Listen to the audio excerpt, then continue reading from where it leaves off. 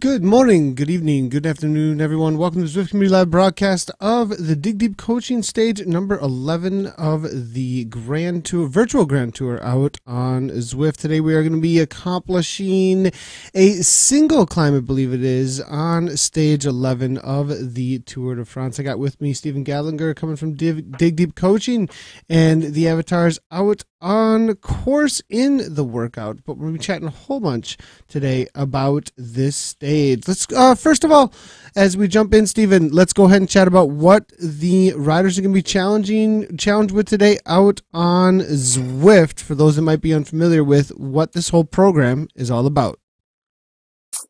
Yeah, so today we have another big alpine stage. As you see, the riders today had a massive challenge, especially after backing up from a real hard day yesterday. So today what we're going to do is we're going to simulate just 100% the last climb of the day to La Rosière. So what we've done is we've done our normal warm-up. So we're going to kick off with the warm-up we've been doing, and then we're going to head into basically a 47-minute effort.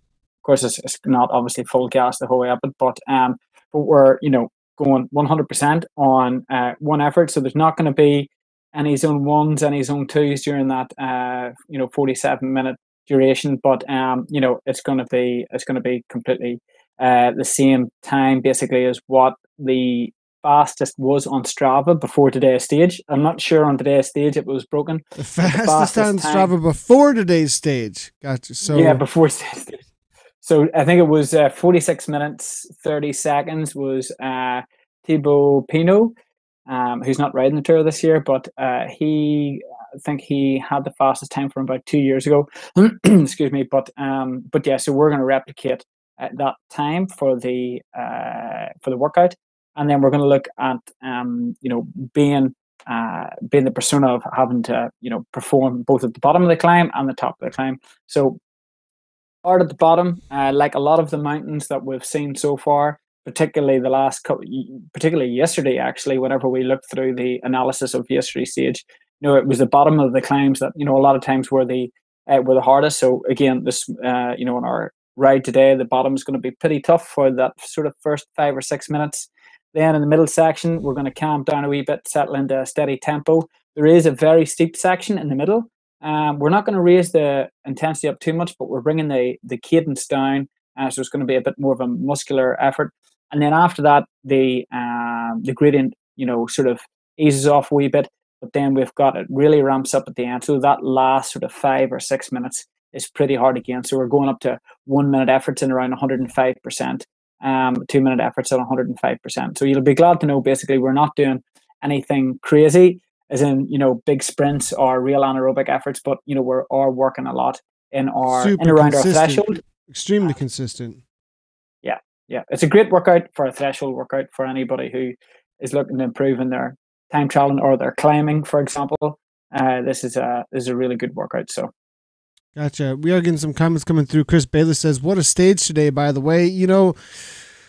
We're going to have spoilers for Nathan because I wasn't able to catch it yet. I had the boys this morning and was not able to jump into watching it this morning just yet. But it looks like we've got, the numbers are increasing every day, actually, for those joining in to hear for the stage here on the Grand Tour on Zwift, up to 17 days. I think yesterday we had about 15 participants. Every day we're getting a few more people who are catching on to what's going on here, how awesome this is.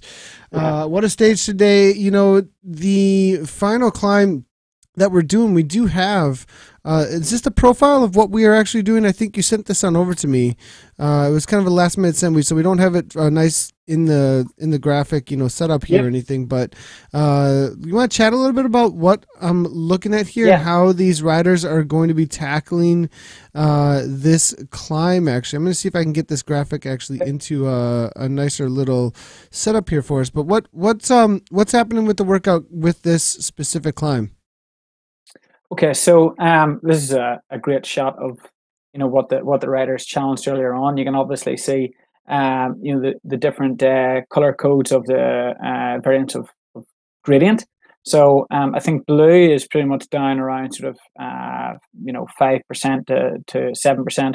Red is in around the, I think, 8 to 10, and then black is going up towards sort of 10 plus. So you see here at the bottom, up until about the 6 kilometer mark, it's relatively consistent gradient in around sort of 5-6%.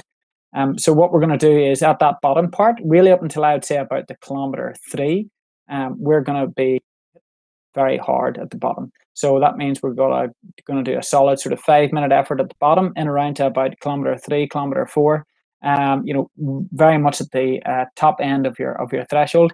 Then we have a real big attack for about 1 minute in around the sort of 5 to 6 kilometer mark. So this is being represented here, just real quick, so everybody knows, in the workout in Zwift right here. So the riders are riding along. You just see 0 watts at the top. For some reason, I keep on getting this bug in the room. I have some sort of a connection or something issue going to be able to get my Autobot going here, but ignore the 0 watts at the top today. I've tried several times to fix that, but and that has nothing to do with the Zwift program, everybody. It has to do with some sort of interference in the air here at my house with A&T Plus specifically. But so 5-minute steady at the bottom during that blue temperature, and then the 1 minute. This is actually replicating the effort on this climb that we're looking at right here, and it was the final climb on the day. The La Rosière, is that correct? Yeah, La Rosière. Yeah, you're getting better. You're getting better. Close. Well La Rosière. But there's an R there. What the heck happened to the R in that word? Yeah, you're going to have to take it up with a Frenchman. Gotcha. Yeah, I'm not going to be able to help you there. But yeah, that's a beast of a climb. So yeah, that's that initial blue section is really where the first half of that blue section at the bottom is really where we're going to do that ramp up. So you have 5 minutes in around your threshold, then you have one hard attack, 1 minute full gas, where it's going to be bring down that sort of favorites, that group of favorites that you want to try and obviously be in. So you want to make sure that you're ready for that 1 minute effort. So that's a real going up to 110%, I think, of your FTP approximate. And then it sort of settles down into that tempo in around sort of 85 for another 15 minutes. And then we get into that red and black. So at the bottom of that red and black, we're not really increasing the tempo too much, but we are bringing our cadence down. And we've had a lot of comments from people saying that the cadence changes have been catching some people out. So looking here, are we looking at that 5 and that 10, 5 and 10 there? Like, is that what those areas are with lower cadence through those steeper sections? Is that what's happening? Yes. We're looking at this green in the workout, right? So the initial kick is actually the 5 minute, the 1 minute through the bluer sections, but then you have these consistent, difficult sections of the course. But it's actually going to be about the cadence and the force and the torque work that's going to be taking place during those sections, rather than maybe the power through those sections. Is that what we're getting at there? Yeah, that's right. Absolutely. We're going to be bringing that cadence down for 10 minutes practically in the middle of that climb. So you've already have a bit of fatigue in the legs without having any recovery. So this is very different to what we have done in the last 10 days, where we have had a couple of the grey areas or blue areas where we're going down to zone 1 and zone 2, let the body recover a wee bit. But today we're not going to have any of that recovery, but we are bringing the intensity down to a tempo level for quite a period of time. But the cadence and already being quite fatigued from having done previously sort of 15-20 minutes before at a reasonably hard tempo, you're going to be bringing your cadence down. Muscular wise, it's going to be pretty difficult. Some people are going to handle it better than others. So how you come out of that 10 minutes is really going to be interesting, because obviously the pace ramps up again at the end, and some people will find come out of that fine, and some people, even potentially with a higher fitness level, they'll struggle maybe at the end, purely because they're not used to riding at such a high torque or low cadence. So a lot of it depends not so much just on fitness levels; it also depends on your body's ability to go from one cadence to the other, which is a big area of climbing and performance of climbing. So Yeah, so looking through the stage then, so what most of what now in the Tour de France for the riders, so today stage 11 Tour de France Zwift multiplayer massive multiplayer online game in which riders from all the world are interacting with each other right now in order to get this workout done. And for the entirety of the Grand Tour with Dig Deep Coaching, we're trying to simulate winning moves in the Tour de France for every single day of the Tour de France. Now, there's plenty going on in the Tour today prior to this climb, because the final climb is actually a Cat 1. Now, can you talk a little bit about this? Yeah. Like 8C, 8C2, Cat 1. The respect for an HC kind of goes through the roof just because it's this beyond category. But like doing what did the riders go through today though? Let's talk a little bit about that. Prior to hitting this climb, and you're saying that the gradient isn't quite as steep. It's only a 5.8%. How does that change things up? Two questions I'm throwing at you. What changes with this 3 climbs before leading into this climb, and then what changes about the way that 5.8% is ridden by those who want to make a move, right? So those are two different questions. So address whichever one you want to first. Well, the what's interesting about this stage is obviously, I think yesterday it was raced in June time in the Dauphiné being sort of the main lead-in race into the Tour de France. And I think they actually done most of this stage, even the lead-in. I think they've done a lot of the climbs as well. Pretty. There's a lot of chatter about that specific race actually prior to today. There are a lot of the interviews, even the site. A lot of times you don't get people referencing that, and it was like we saw this already happen this year. Is what you felt like was going on in some of the interviews. Yeah, and subsequently, the guy who won today's stage, I don't know if I want to give a spoiler alert too early, but the guy who won today's stage was the GC leader in the Dauphiné. So he performed really well, and but the way the climb was today, there was a lot of talk that obviously the last climb wasn't that steep, considerably long. Like I said, the guys, the fastest time is 46 odd minutes, so it was a real long climb. But also the fact that they have a big day in yesterday, and they really need to probably to fatigue Team Sky basically to try and get whittle down their leaders. They needed to sort of hit them a bit hard before that climb, because on a climb with an easier gradient, if you have a big team around you, it's easier to control the race. If it's steeper slopes, it's twistier.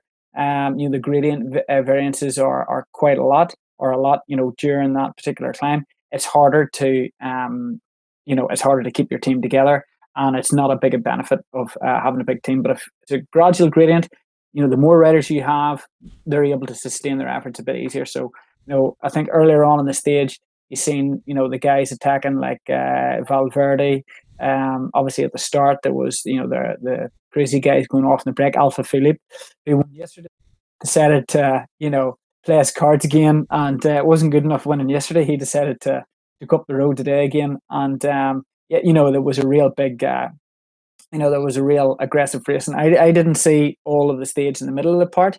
I was trying to catch up a wee bit whenever I just seen I seen the last descent off that that big climb off the Roseland, that category 2. It was a very technical descent actually coming off that, and that's basically where Tom Dumoulin got away, was attacking on the descent. So there was a lot of aggressive before it, because they needed to obviously whittle down Team Sky a wee bit and pull them into the chasing a bit harder. Subsequently, it didn't work too well, because they had a massive force at the end of the stage, and they went on to win the stage. Sorry, Nathan, for telling you, but that's okay. No biggie. Geraint Thomas sort of won the stage, and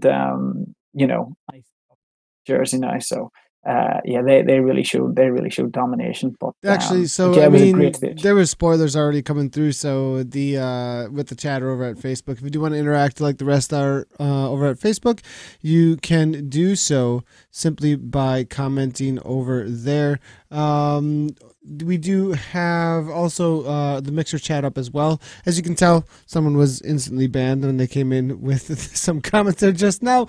But so we are paying attention over on Mixer as well if you want to jump over there and start chatting. But what a stage, by the way. Also, so happy Sonia Steven.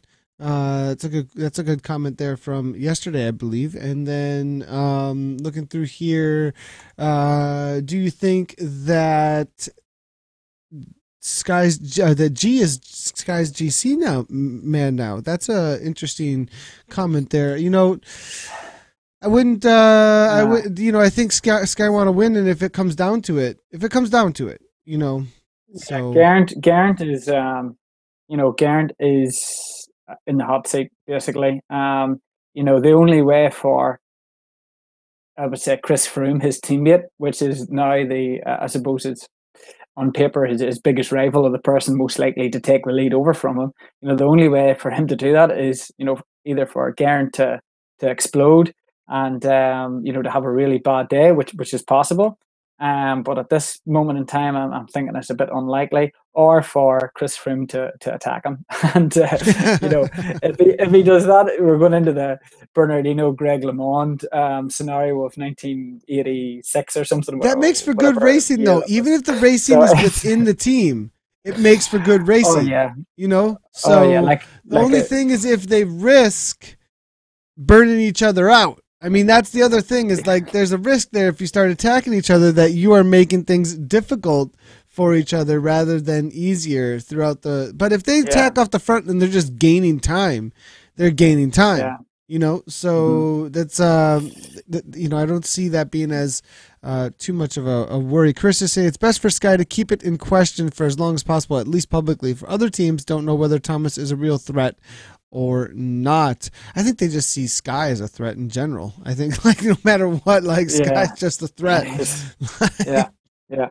But it's a good point. It's a good point, Carissa, for sure.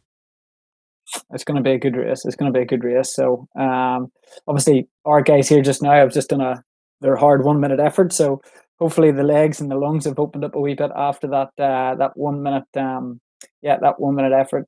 So that'll make sure that you're ready for the next sort of 30 minutes of climbing after this. Yeah, it's a solid climb here. I mean, 10 minutes, 5 and 10. Now, we are not quite into the cadence, or are we into the lower cadence? It's the last 10 minute. Yeah, it's the last 10 minute block of that green. So, so you know, we're trying to get quite a bit of fatigue, and it's halfway up the climb basically as well. If we look at the, you know, if you look at the actual graphic of the climb, so. It's kind of that middle section where we're simulating sort of the lower cadence, and you know, but again, we're not you know, digging in the power like we've done on previous climbs where we've, you know, hit steep hills and we've lowered the cadence. But whenever we've been doing that in previous stages, they're probably only for, you know, 1 or 2 minutes. Today, you know, the intensity isn't as high, but the amount of duration that you're going to have that cadence quite low is for a longer period than what we've done in the past. So, you know, it's going to be a bit new for everybody. In fact, this ride is quite different to what we've done before. Super different. So, it's actually very different from what I'm seeing here, and going to be a good change up for probably a fitness boost specifically toward that torque. I'm getting another comment coming through here. We want to make sure keep the comments coming, keep the questions coming. We want to keep the conversation going here about the stage today, as well as, because that's what this is all about. It's about the stage that's going on today, as well as riding alongside the conversation that we're having about it and doing the workout that is simulating those critical moments that took the W. And Matthew Ruff is saying, I reckon the rule is G is main man until he cracks, and if Froome is still the running, then gets full support. Froome must be carrying so much fatigue still that the safer option is always to go G. G does look very strong at the moment. That's a good point. I mean, Froome Froome is motivated, though, I would think, from a purely human perspective of want. You know what I mean? Of what he wants, not what his body is telling him, but just and these are people who, I mean, you watched the Dan Martin interview from that they had during the tour there today. I did catch that. These guys, I mean, Froome, Martin, looking at Lawson Craddock, I mean, the desire that they have, the pure grit of I want and I will push myself through whatever pain. They did a whole feature on his broken back last year and how he still finished 6th overall. What a crazy testament to you. And he actually spoke a little bit on it showed him how much he wanted it. That he didn't even know how much he wanted it, but he was just holding on by a thread. That was what he said the whole way through, working his way through pain all the way through. It's a really, so anyways, with Froome's fatigue, I wouldn't count to, I mean, eventually the body might just give up. I mean, there is a reality. He's ridden so many Grand Tours in a row that, can he keep on going? Can he keep on going and do this and do, to set records that he's going for at this point, where the peloton is at in its accuracy on efforts is a lot more difficult, I think, than, well, maybe I need to be careful here, but not to take anything away, but I think that there's definitely, you're up against more organized teams. You're up against, people who have been trained with the latest in tech, which really takes things to another level, amongst a team that's all on that latest tech, really trying to thread the needle when it comes to what is the maximum amount of power that we can get out of each one of these horsepower people, you know what I mean, on this team. And you're getting pushed to another level to try and set, and he's going after records. That's what he's after at this point. It seems like, it's another level, I think, of the human body being pushed right now. Yeah, I mean, there's rumors that he's maybe going to be going to the Vuelta this year, which is just mental, basically. If he goes through the Tour de France, then goes to the Vuelta after that. That's pretty crazy stuff. But yeah, I think I do think Geraint is their main man. I think he's certainly in the hot seat now. To try and take it away from him, again, it would have to be somebody, his teammate, attacking him or whatever. Which I think Team Sky are too disciplined to do that. So so I can't see anything happening regarding Geraint until he basically cracks or has a bad time trial later on or whatnot. But certainly for now, I think he's going to be their leader and their sole man. So, but tomorrow, Andrew's coming through saying 2 Welshmen on the team with a little wink in there. So I'm not sure what he's getting at there. Maybe Stephen, you can enlighten me, as I'm not. there's two Welshmen, Luke Rowe and Geraint Thomas. So part of that formidable lineup, excuse me, but yeah, they must build them strong in Wales. So maybe he's getting at maybe a little bit of in team, like Luke is doing a lot of work for somebody specifically there. We'll have to see if maybe that's what he's getting at there. Actually, that's a good point. Yeah, so he's certainly got a big ally of his countryman there as well. So I can't see. I can't see Luke Rowe not riding for him, basically. But again, the team's not disciplined. It's they're under team orders, whoever it is. So, I didn't know it's going to be. I'm sorry. This just came through. I didn't know. Cavendish. I haven't looked through the tour at all today. Yeah. Cav and Kittel both. Yeah. And I saw some rumors that Groenewegen. I'm not saying if I'm saying his last name right. That one's really difficult for me. You're getting good at your Dutch. Yeah, I'm getting. But he was within 30 seconds the day before on stage 10 of almost being eliminated. 30 seconds that they had to send a bunch of Lotto back and kill it to get it. What was the point of holding up if you have to do a team time trial at the end to make sure that your sprinter's still in? But that's a pretty hot topic. I mean, so the question coming from Suresh here is that, how much of a blow is this to their teams? Oh, massive. massive. What do they have to ride for at this point? Well, I think Dimension Data. I mean, to be honest with you, they have had a good race. I mean, Serge Powell's up the road today again. I don't know where he where he finished at the end of it. He is up there as well in the King of the Mountains classification. Obviously they had Tom Schlatter as well. He was up there yesterday, and they have had obviously a bit of success, and I'd say use them two guys to the most obviously during it. So, but I think Mark Renshaw was also outside the time limit. So Cavendish's main lead out man. So the two of them are outside the time limit, and we've got to remember the Tour de France now has one rider less than what they had in the past. So they've reduced the amount of riders in the teams. So Dimension Data have lost two. I don't know if they'd lost anybody with any of the crashes earlier on. I don't think they did. But I think Katusha are probably in a, I would say they're not in a great place at the minute, because Zakharine is their GC guy. He wasn't great yesterday. I don't know where he finished today, and maybe we'll look at the results. But they haven't had a stage win, and they haven't been showing the best of form. So yeah, both the teams, it's not great. Basically, it's interesting how the teams are showing up this year. Anyways, I mean, I don't. Is there anywhere in recent history that any of those sprinters didn't finish within the time limit? That's a really. They've. I think there's quite a few. I don't know if Cav has finished outside the time limit before in this race. A lot of them have. I think maybe Kittel has potentially finished outside the time limit. I think Kittel has once. Yeah.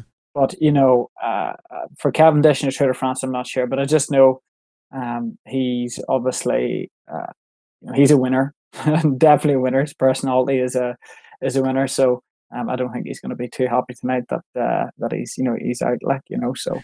Must be difficult over there too. Is it extra? I mean, there any environmental or extra? I mean, okay, let's take a look at the stage. This is yesterday's stage, actually. As you can see, this is stage 11 of the Grand Tour that we're doing, but we have stage 10 analysis of some numbers here. What?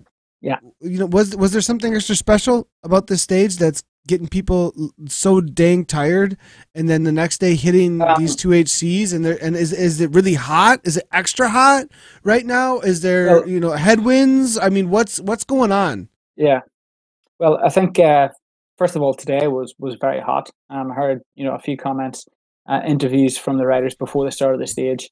I know Adam Yates mentioned the heat before the start of the stage, saying that it was going to play a bit of a factor. Personally, I think the biggest thing is that they've hit the climbs in this year's tour with more fatigue than what they would normally have. So, traditionally in the Tour de France, the Giro is a wee bit different. The Giro, they're hitting the mountains at stage 3 or something ridiculous. The Tour, basically, the first weekend that they hit the mountains. The first weekend of this year's tour, they were still over the cobbles. They had a 230k stage. So the fatigue that they brought from having already done 9 stages to then have a cobble stage, which is, bone shattering, just, basically you need to have at least 3 days to recover from that. Even the best riders on the cobbles need about 3 days to recover from that. So they went 1 day off and then into the mountains. I think that's the biggest factor, in the sense that, the fatigue is a lot more than what it has been in previous years, the time the riders are getting into the mountains. And those guys that are normally in the gruppetto, and they might be in the best day, they get into the mountains, they normally hit them on the 6th stage, 7th stage. This year they're hitting them 2 or 3 days later. So I think it was just going to be it's just going to be a bit too much for them. So I actually was a little surprised. I haven't seen a post like Greipel even posted, on his face he had dirt, and he was, obviously that's what you're gonna look like, but he was like, can this be over now? And with a picture, like a selfie on his Twitter, and I was like, I don't usually see those kind of posts from the tour. Like usually it's like, oh yeah, we're going good, feeling strong, and he's like, and I was like, Interesting. over. Like, is it something like is there? It must be a really hard tour this year. It must be. And is Sky just? They're really driving the pace. It looks like they're making it a hard race. Yeah, that's another factor when when a team makes the race fast. I think that's another factor too. Well, you know, yesterday we're looking at the graphic here. Yesterday from stage 10, and this is actually Mikel Nieves' data from yesterday's stage. So Mikel Nieves, who nearly won today's stage, he lost it by 200 meters. So this is our complete breakdown of his data yesterday's stage. And you know, this puts it in perspective the fatigue that these guys would have been going into the stage today. So you know, you look that he actually had all of his peak powers between 1 minute and 5 minutes right at the start. So in them opening 15 kilometers was, you know, his hardest peak power. So his peak 5 minute power, you know, nearly 6.4 watts per kilo in the opening kilometers of the race. But if you look at the, you know, without getting into too much, you know, if we look at the ramp up of watts per kilo over the 4 climbs. So the first climb, 35 minutes, 5 watts per kilo. Second climb, 26 minutes, 5.3 watts per kilo. Third climb, 28 minutes, 5.5 watts per kilo. Then the last climb, 22 minutes at 6 watts per kilo. So, you know, the fact that he'd done his peak 20-minute power at the end of, you know, a 4.5 hour stage at 6 watts per kilo, just to hold on to the group, goes to show the pace that front group was going at today. Or so yesterday. Essentially, 4 tempo to over threshold efforts are happening here. Around threshold efforts are happening here in a row over the duration of, was it how many hours was the stage yesterday? Yeah. 4.5 hour stage? 4.5 hour stage yesterday. 4.5 hour stage. Yeah, with a peak 5 and a peak 1 at the beginning of it. So there's your intervals for the cadence there, the 79 RPM cadence. That's interesting to see actually over the steep. Yeah. It looks like that might have been the steeper climb of the day, that one climb right in the middle. Yeah, that was the steep climb. So a bit similar to what our guys are about to hit, or maybe they're on it right now on that steep section. Again, being able to drop that cadence down to around 75 RPM. You know, Mikel Nieves' cadence on that steep climb again, and it was consistent across the data that we looked at. You know, they were dropping it down, and you know, because it was such a steep, it was going up to 15%. You know, it averaged 11% for 5.5 kilometers, which is just crazy.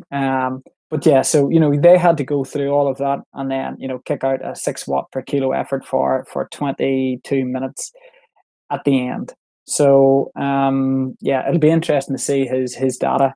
By the way, anybody that wants to, you know, look at our full analysis that we have done, so we've looked at his analysis, and we've also looked at Tom Jelte-Slatters, who rides for Dimension Data, who was in the break all day yesterday. Go over to trainingpeaks.com/Tour de France, and you'll see our full analysis of the stage. You'll also see, go on to their social media, Facebook, Twitter, or go on to our Facebook and Twitter, and you'll see the full analysis that should be out now or in the next hour or two. So we've got all, and we cut down all the climbs, and that'll explain yesterday's stage. So, and we'll never know, maybe tomorrow we're going to be able to look at Mikel Nieves' file from today. Oh, and then that would be cool. Tomorrow, we're already starting to chat about tomorrow, though. I mean, tomorrow's a big day as well. I'm not sure. Do you know? We'll have to figure out if we're going up the Alpe d'Huez, up the Zwift. That'd be pretty cool if we are in the workout, but maybe we'll have to see if we can make that happen. But we are doing it in game for sure as far as the workout goes.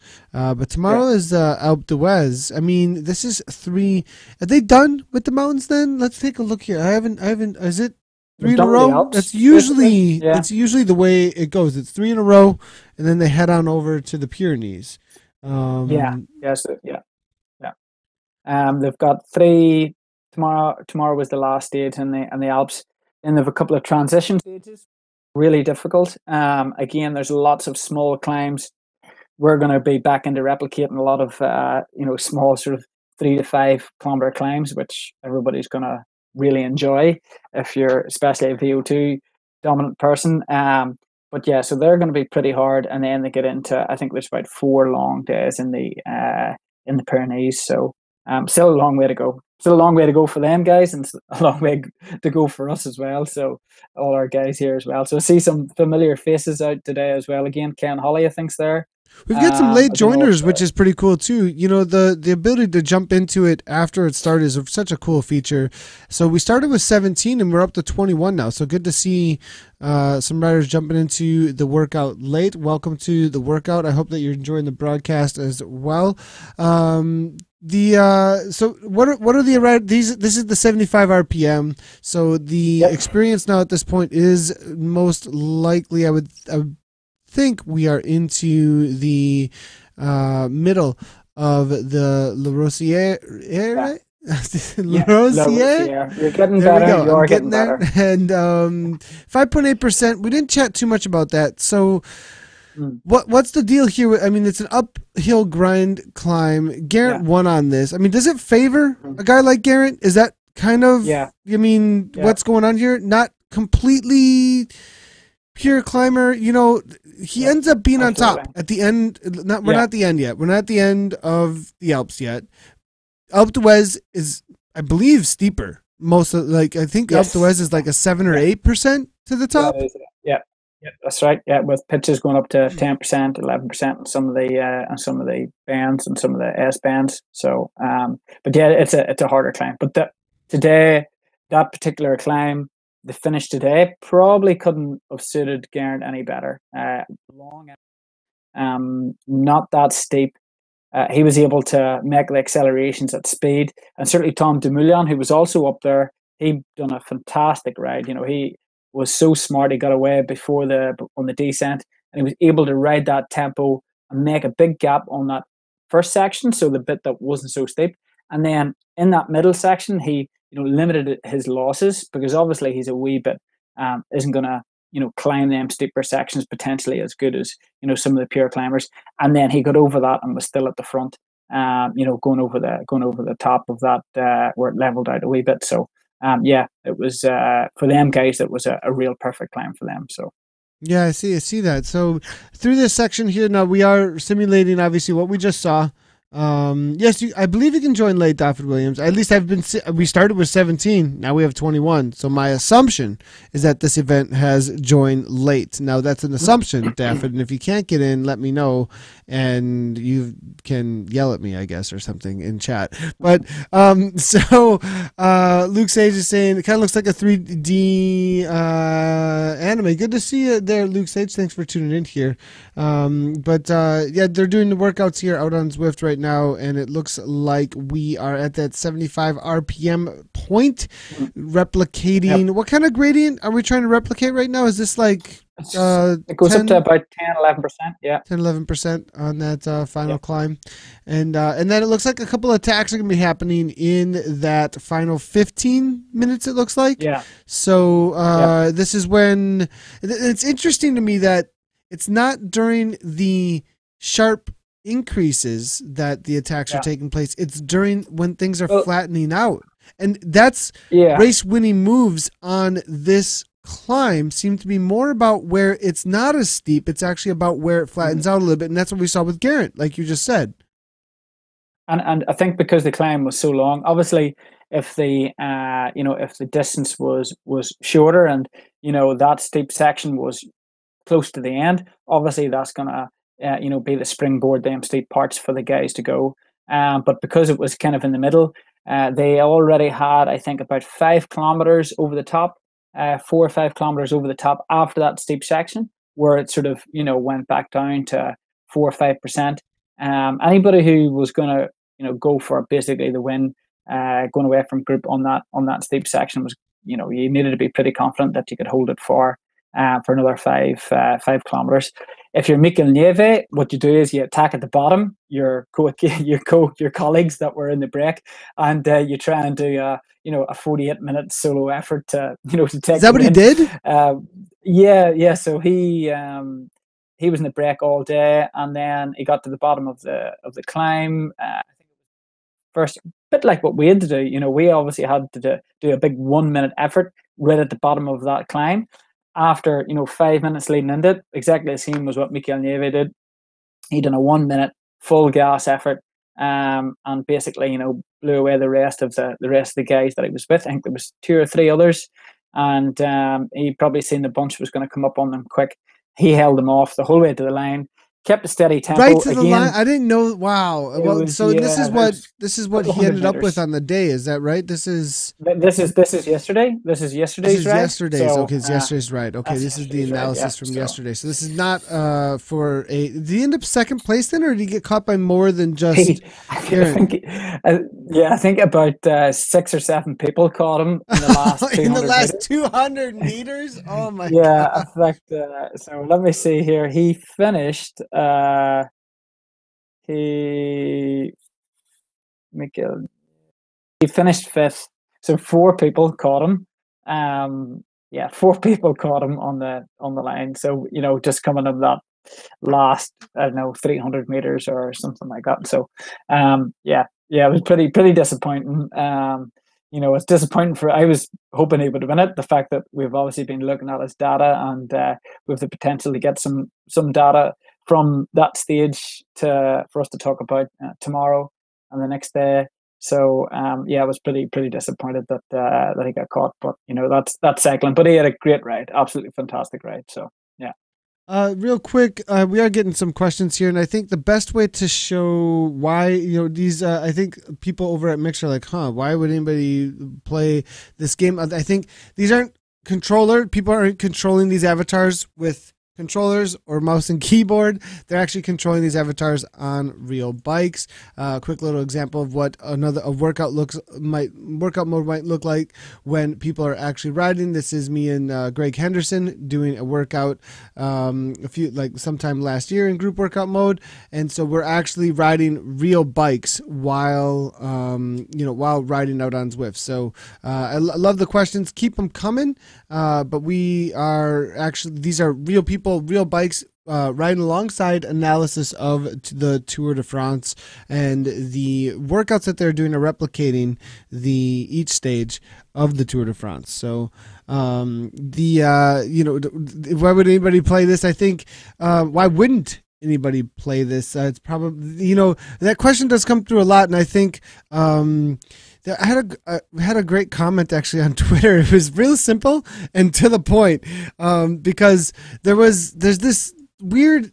I find it kind of weird. So this odd culture within the gaming world that's kind of like, go do fitness on YouTube. And I was like, well, why don't you want like health and exercise and like the stigma on gaming to change? Like there's a stigma out there that gamers are lazy and not in shape. Right? Like that's a stigma. And well, yeah, get that health stuff out of there. And Sombrero, who's a Zwifter, he's also a partnered streamer over on Twitch, and he's like, he just came in with this comment. He said, "Health is good."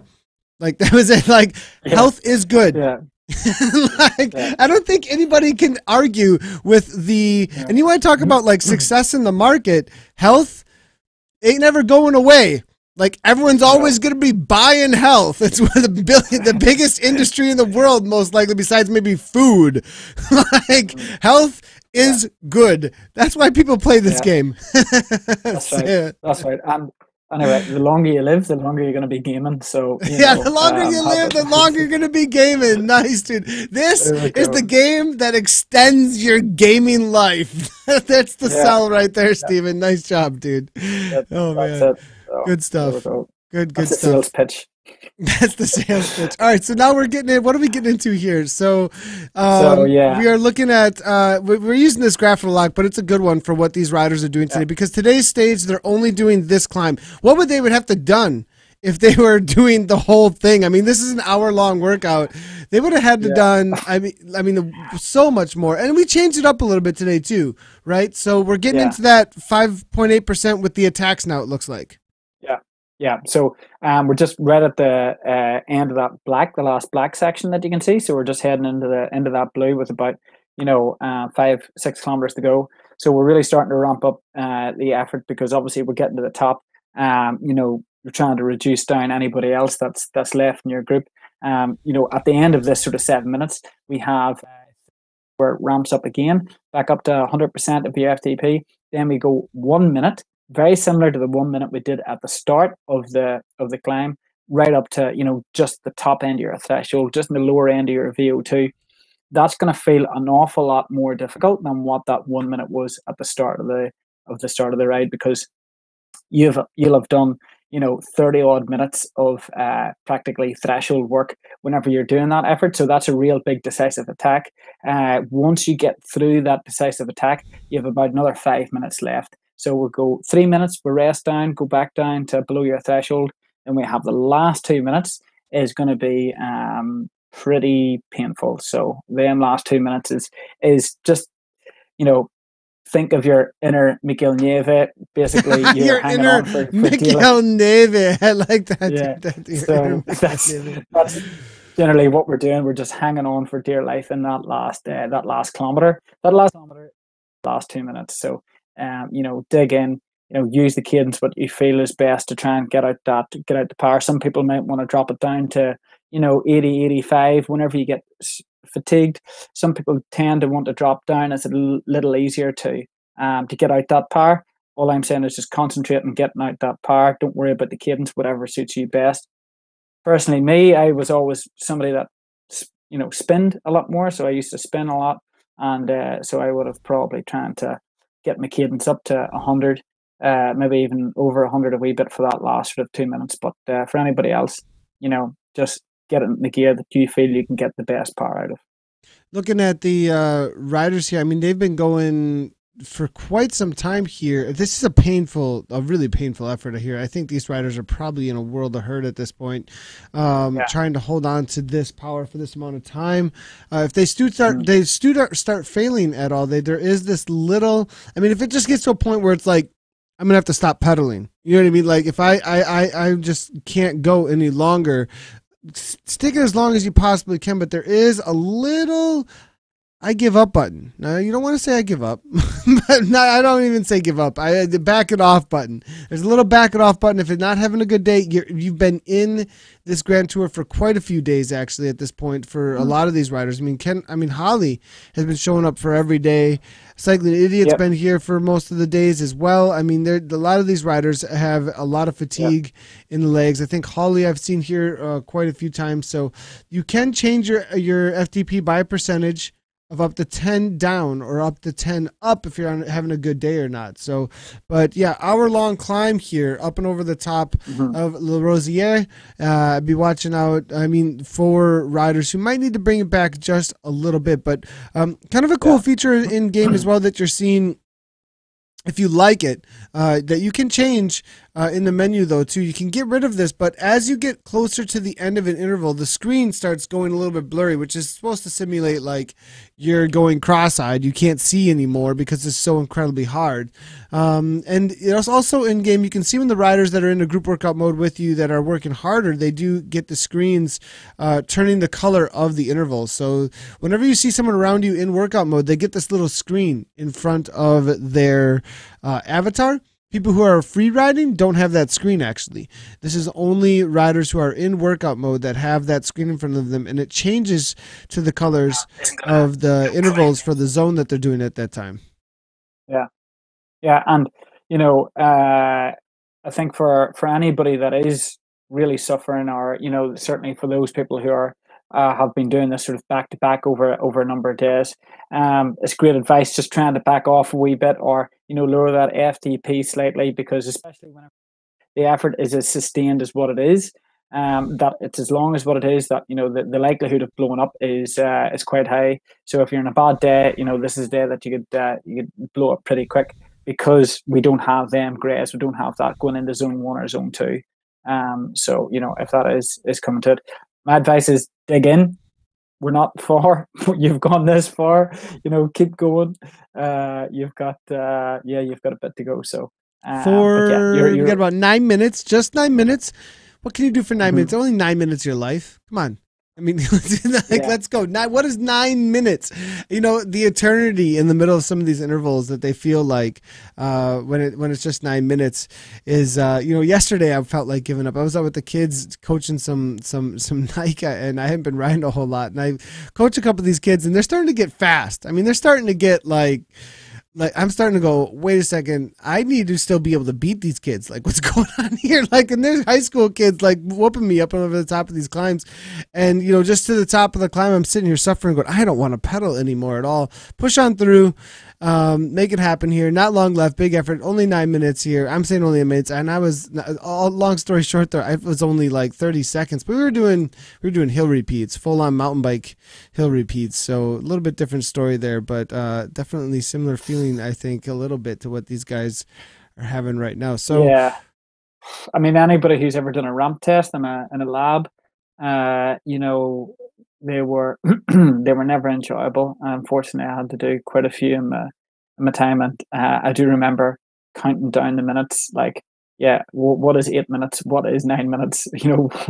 What can I do to myself? And those ramp tests are some of the most difficult things I've ever done by far, because you essentially, you go out and do an FTP test, and that's really difficult. But there is a reality of like, okay, I found that limit, it feels like, and I'm just going to stay here, but with a ramp test, the whole idea is you are finding the absolute limit of going up, up, up, up, up, up, up, up, up, and over and over and over as far as you can go over for a shortened period of time. It's such a difficult test. And it's a bit like, to be honest with you, what we're doing now, what these guys are at now, it's it's quite similar to a ramp test. It's a 47-minute effort. We did build up a lot of lactate at the bottom, so that first 6 minutes, particularly that 1 minute effort, you would have built up quite a lot of lactate, and then we've got that last sort of let's say from now as we progress up, it is a ramp. I mean, that last 2 minutes is really hard. So it is a little bit like a ramp test, and I wouldn't be surprised if some people might see an increase in their FTP for those who maybe haven't done an FTP test, trying to get maybe a peak 20-minute power, or potentially what it is. This is be a good workout to have a look and see what it is. And anybody who can empty the tank in that last 2 minutes and they feel like they can go higher than that, certainly try take it off erg mode and basically. So Chris is coming through with some comments, actually chatting a little bit about the zones there. But so it's like riding up a mountain climb where you can't go too hard or you'll blow up, but you don't get much rest either. Yeah, and I think that's essentially what you're trying to simulate here. Yeah, absolutely. And again, like what the guys were doing today, there is no rest on these climbs. So very rarely do you get any sort of small dips and downhills between them, and especially in the last climb, the pace is sustained the whole way up. So that's what we're trying to simulate. There's no easy parts to this climb, purely for the actual length of it, but also the fact that we're simulating the last climb means that we're really on the game the whole way. So. A little bit of a break here, 3 minutes, it looks like, in about 20, not a break, but bringing it underneath, just, threshold for just a moment here. What's this last little bit of simulation? What's happening here in the workout? Why are we doing that 255 for 3 minutes rather than staying at 315? So that there is obviously the actual, big selection was made there in that last sort of 7 to 8 minutes where we're up around 100% of our threshold. Now we've raised it up again. That last 1 minute is a we've just finished it. Is another time we're trying to select down the group. So basically we're coming into a couple of people, making sure that it's the gradient has ramped off a wee bit. It's lowered down. You got to sit in the wheels for these next 3 minutes to really get everything out of that last. So you're just sitting in the wheels for this, 2 kilometers to go, 2.5 kilometers to go, and then you're going to really try and attack that last. So you've made the break essentially, and then it's a final kick to the line kind of a thing. Now we're not seeing a sprint though at the end here, and one of my old coaches a long time ago said, in road racing at the top level, it's not. Maybe not even the top level, but at the end of the road race, it's not the guy who on a mountain stage who has the sprint. It's just what do you got left? Like there's just Yeah, there's no sprint yeah, at the end. It's just how much power just over your threshold can you eke out essentially. yeah, yeah. And it's a bit like what they're going to do today is the fact that they're just trying to just trying to get everything out, and you shouldn't really have that much left to sprint. If you have a a really big sprint at the end of this ride, I suspect that maybe your FTP is a bit low, or also that you maybe hadn't have done the other efforts maybe as hard as what was possible. So yeah, if you can sprint on this on the top of this, you might have went as hard as what you could have done. So Yeah. The other thing with that is I find that the at the end of it, like I'll do up the Zwift. I'll do up the Zwift on Zwift, and I'll find that at the end of that climb, the I'll be able to go into maybe a lower end of my VO2 max effort, like a full yeah, on 5 minute, you know what I mean? And I'll get yeah, that for maybe 1 minute. You know what I mean? Like I mhm, know that at the end of this, like 1 to 2 minutes, I can go to mhm, 150% or 120% or something, but mhm, it ain't gonna stay there long, and it is like the biggest amount of suffering I've ever had. And it's almost like you have to yeah, time that final attack perfectly. Like how, because if you try and go over that for too long, you'll actually end up just like stopping before the line. Like yeah, you just, I mean, like, yeah. and going way under threshold and slowing way down. I think like Nieve maybe, like what happened with If him well, actually.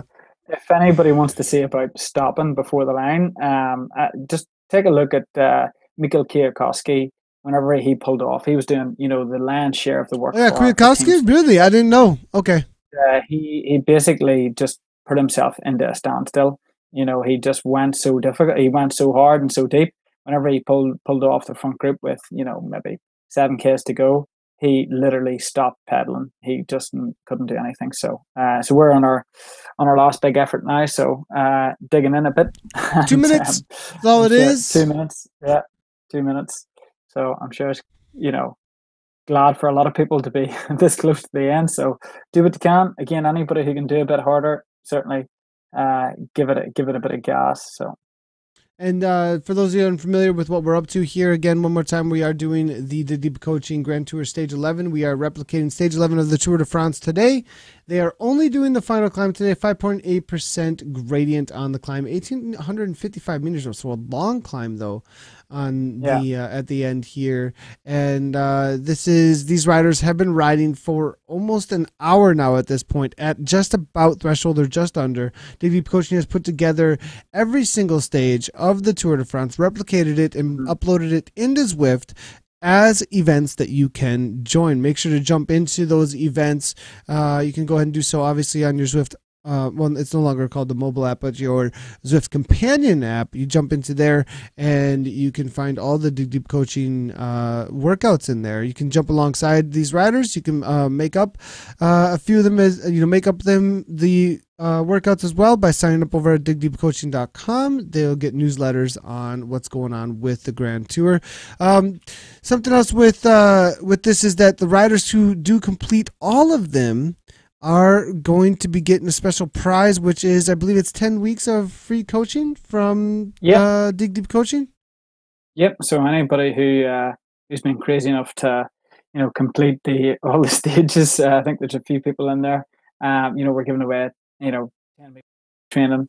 Again, across different disciplines: road cycling, cyclocross, mountain biking, sportif, whatever that may be. So yeah, I think they deserve a prize after this, Yeah, and I maybe a mean that's beer. a huge commitment. And Yeah, here, Dig Deep Coaching takes a lot to get all your workouts and learn more. Join us at the following link, so you can find that link there, digdeepcoaching.com/GT2018. That's the link specifically on their website to this event that is going on Zwift. Tomorrow we're doing the Alpe d'Huez mhm.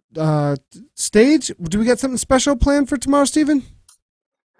um, probably more pain. I haven't looked at exactly at the stage for tomorrow yet. But if I do remember, I think we're doing about 3 climbs tomorrow. and a bit similar to what I done yesterday, where I take 70% of the, because obviously it's not feasible to do the full duration of every climb like we're doing today. But I think we're taking down 70% of the climbs. There's a lot of cadence changes on the last hill. Obviously, going up Alpe d'Huez, with the bends and the gradients and whatnot. So there's going to see a lot of different torque changes tomorrow. So yeah, let's take a quick look at what the riders are actually facing tomorrow. So let's get our predictions going for tomorrow. Alpe d'Huez, 8.1% at the end. We are seeing quite a few other climbs in there though as well. 3 beyond categories. I mean, they are just torturing them in the Alps this year. This is, I think, if there's anywhere that Froome is going to make up some time, I think it's going to be on Alpe d'Huez. I think he wants it to be iconic if he's going to go for it. Yeah, well, he's going to have to attack his teammate. Mightn't go down so well. What's the time difference right now? Is it big? What is the time difference right now? 1.5 minutes. 1 minute 20, 1 minute 30, something like that. So yeah, I'm seeing. It's substantial. It's substantial. So it's going to be an interesting scenario. Maybe an interesting team talk. I would like to see how that goes. Yeah, I'm seeing Froome. Where is he? So he's in second place at 125 back. Did he finish alongside Thomas or no? No, 20 seconds. It was 20 seconds. 20 seconds, right? 20 seconds, yeah. Mm-hmm. Yeah, interesting. Yeah. I'm calling a Badger versus Le Mans Froome for tomorrow. That's my prediction. I was about to pick Froome. That's nightmare. You can do it too. You can pick Froome too. You don't. I mean, it doesn't have to be that way. But let's hear predictions. Let us know who you think is going to win tomorrow. They will need 10 weeks of rest. Andrew, AJ Jeans, and thanks a lot for the comment there.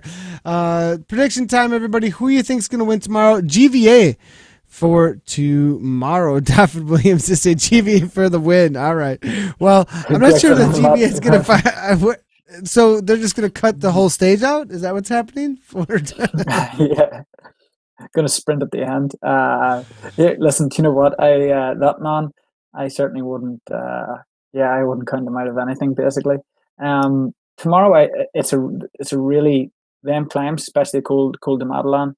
It's a long climb. I've spent a lot of years training and racing over some of them mountains, and it's 2,000 really meters. Really 2,000 meters, yeah. and then another 2,000 meter on the Croix de Fer. Yeah, so the altitude as well is going to play a difference. It's not as high as some of the mountains that they've had in the past. The Galibier, I think, goes to 2-3, something like that. So it's higher again, but they're not going over it this year. So 2,000 is substantial, and that once they get to 1,800 meters, 1,700 meters. That last 3 or 4 kilometers of them climbs is really difficult. I mean, guys who maybe aren't adapted to altitude. So for that reason, I think tomorrow I'm going to go for Quintana. So I just think the last climb is hard enough. I think the climbs are really, really difficult before. They're going to hit the final climb tomorrow. I think more fatigued than what they potentially would have done today. Today was a short stage. Only 108 kilometers. Tomorrow they're hitting the last climb after 159. So I'm going to go for Quintana tomorrow. So current standings at the Tour de France: Geraint Thomas, Chris Froome, Tom Dumoulin, Vincenzo Nibali. We've got Primoz Roglic. We've got Steven Kruijswijk, Mikel Landa, Miana, as well as Romain Bardet, Nairo Quintana, and Daniel Martin. That's your top 10. I think all of them are in the running for tomorrow for sure. Absolutely. Valverde's in there as well. I'm not sure that. I think that we are going to see who the team leader is, and I think you're right about Quintana, that he is going to drop Valverde. Not on purpose or anything, but I think that he's going to ride away from his teammate. Yeah. The way it looked today, Valverde, tried to attack today. He got away, got caught, and then got dropped. So I think all they have a strong team. Mikel Nieve is up there, obviously, and as well. But I think Quintana is going to come out tomorrow, probably the top dog in that team and potentially the top dog on the stage. So we're gonna get another question here from Andrew real quick here. How do you think tomorrow's stage will play out then? Will the other GC riders attack early or let Sky control all day? Then usually Alpe d'Huez is what they leave it to. And whenever Alpe d'Huez is at the end, they usually leave it to Alpe d'Huez, usually, from what we've seen in the past. Yeah, I mean, I'm not too sure. What's the run-in from the Croix de Fer to? It's not that far. It's a long descent off the Croix de Fer to the to Alpe d'Huez. I don't think it's just a long descent. Yeah, so there's maybe 8 kilometers of flat in between them. So if you are going to go early and you're going to go on the Croix de Fer, you're going to need a couple of teammates to try and get through that bottom 10 kilometer section before you hit the Alpe d'Huez. So I think that's a lot of energy expenditure to be thrown down right there before hitting the Alpe d'Huez. Yeah, and the top of Croix de Fer isn't that difficult. It's not that steep. It's a very, very long climb. The middle slopes are quite hard. Getting to the top of Croix de Fer, maybe the last kilometer is quite steep, but before that, it's not too bad. So I think they're probably going to leave it to the last climb. It's just as well. I think the pace Team Sky are going to set on them climbs before it are going to be so high that nobody's going to want to attack.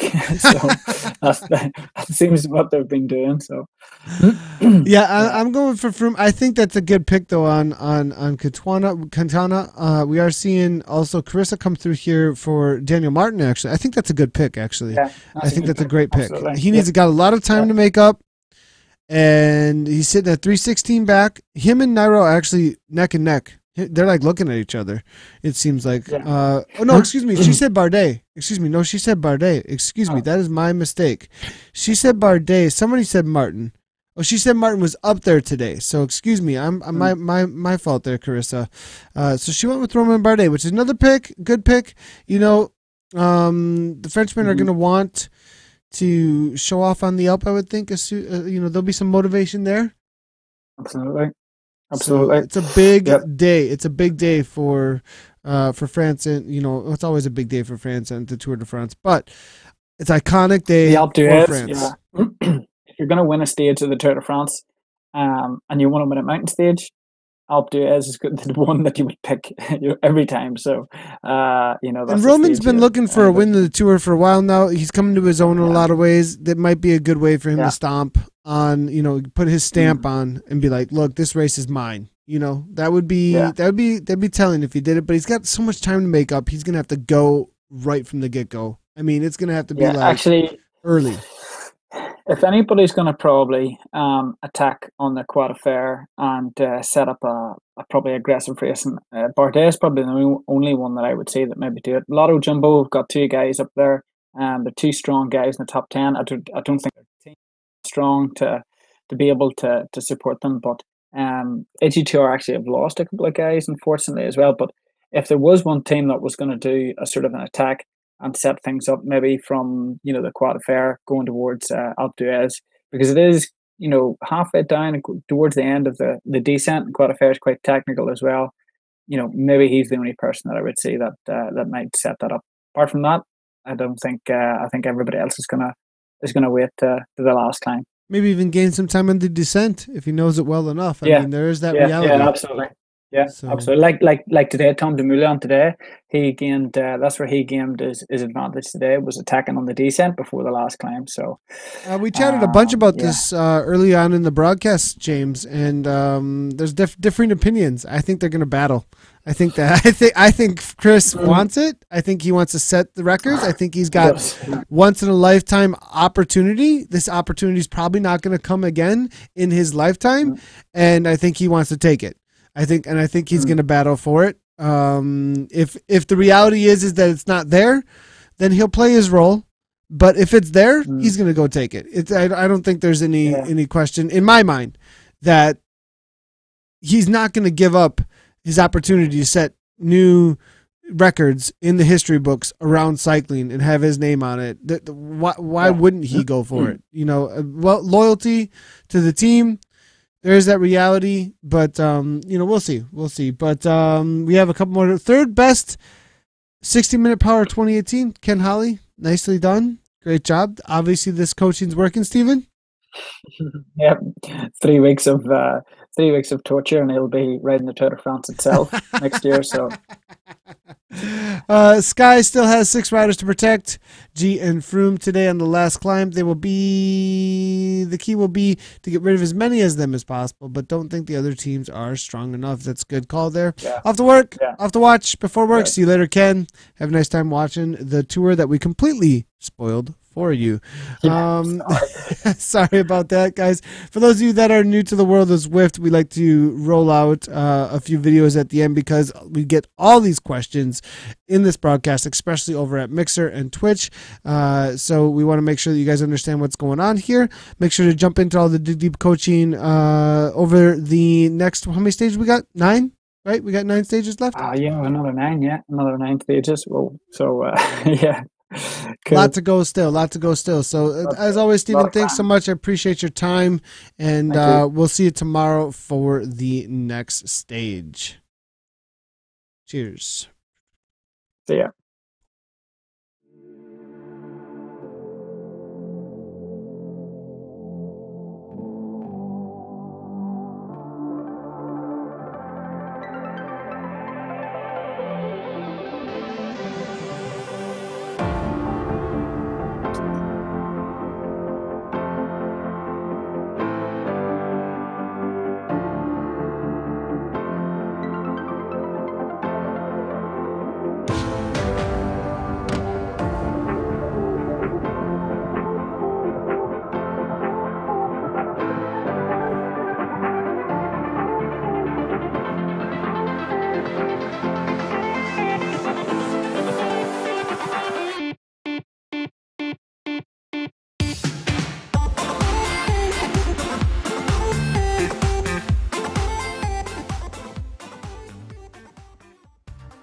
Not sure what you need to start Zwifting? Here's a simple checklist. First, you'll need a trainer. Either a classic trainer or a smart trainer. Smart trainers automatically control resistance, so when you hit a climb on Zwift, you'll feel the gradient kick in, just like on the road. Classic trainers do not automatically control resistance. Next, you'll need a device to run the Zwift app. An iPhone, iPad, Mac, PC, or Apple TV will get you in the game. Now start turning the pedals and connect your screen wirelessly with ANT+ or Bluetooth sensors. Classic trainers require a speed sensor mounted to the bike. Smart trainers come with built-in sensors. Time to start Zwifting. For the best Zwift experience, connect to a big screen TV for an immersive and fun Zwift ride. Finally, to get even more out of Zwift, download the Zwift mobile link app to your smartphone. It doubles up as a game controller once you get Zwifting. Head to Zwift.com/hardware for a more detailed rundown on what's required.